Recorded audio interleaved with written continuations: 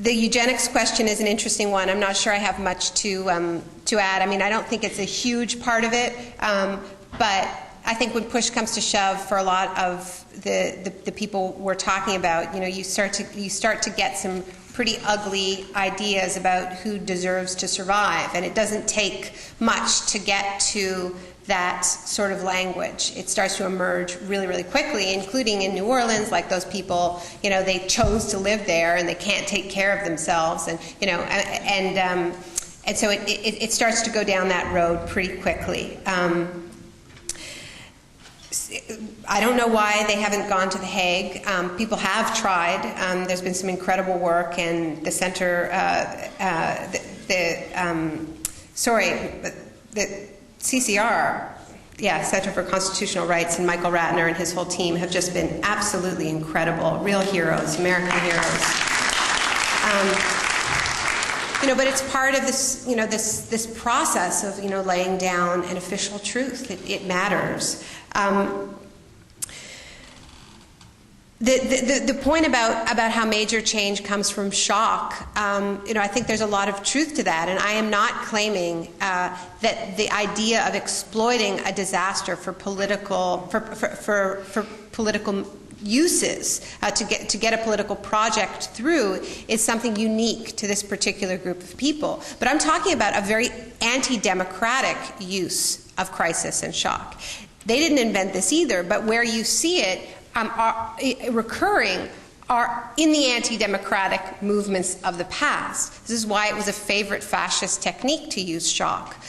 When you don't have majority support for your political project, you have to use disasters and this idea of demobilizing the population and creating a crisis precisely because normal circumstances are not conducive to your project. Now, if we look at the progressive responses to the Great Depression or to natural disasters like the earthquake in Mexico in 1985 was a moment of democratization of the country, of people coming together. And I described something in Argentina which was very different.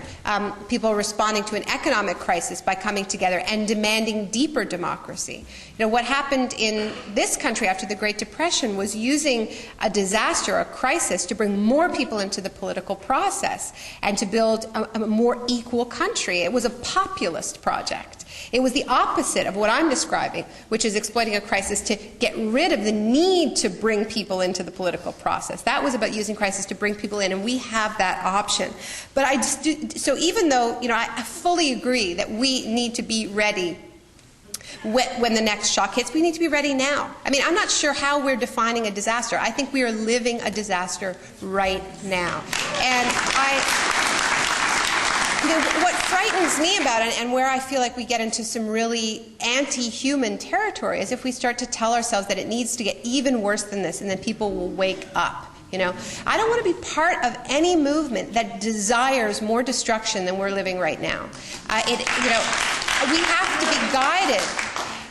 What separates us from what we are up against is that we value human life. We believe all lives are of equal value. If we go down that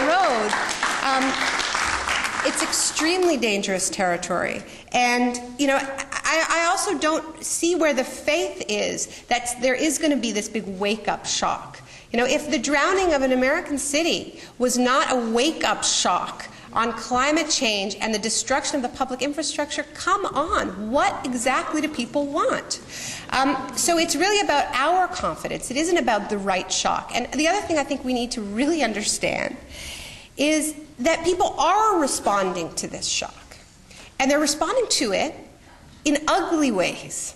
Right? The backlash against immigrants in this country is about people's feeling of profound insecurity, right? Lou Dobbs goes on TV every night and talks about the war on the middle class, right? And he says a lot of really true things about what has happened to the middle class in this country. And when there is that rage and people see that inequality, there's two ways it can go, right? Up or down. And Lou Dobbs is there every night saying down. Right? Push their rage down. And so if we, have our marching orders, I think it's, up. Push that rage up. And the urgency that I think we have to understand, we're not dealing with a static situation. We're dealing with a situation where people are losing their homes, they're losing their pensions, they are terrified, and they are reacting. There is a racist backlash going on in this country. There's a rise in hate crimes going on in this country that is about people responding to this economic insecurity. And the fact that progressives don't have the courage to stand up in this moment and propose ways of responding to that insecurity that push the rage up where it belongs to the hedge fund managers and the people who are making super profits off of this moment is about, we don't have anyone to blame but ourselves for that. I really don't think we do. And it's about unleashing, I think, some of that rage instead of scorn, perhaps, giving ourselves permission to be angry. The media, there's a question about media, and a very good question about the state of confusion that we're in, and frankly, this is why I decided to write the book. I felt very confused and overwhelmed by how fast things were changing. I felt that our movement that we had built around, I was very much a part of the protests against corporate globalization that were typified by the Seattle protests, but were much bigger than that.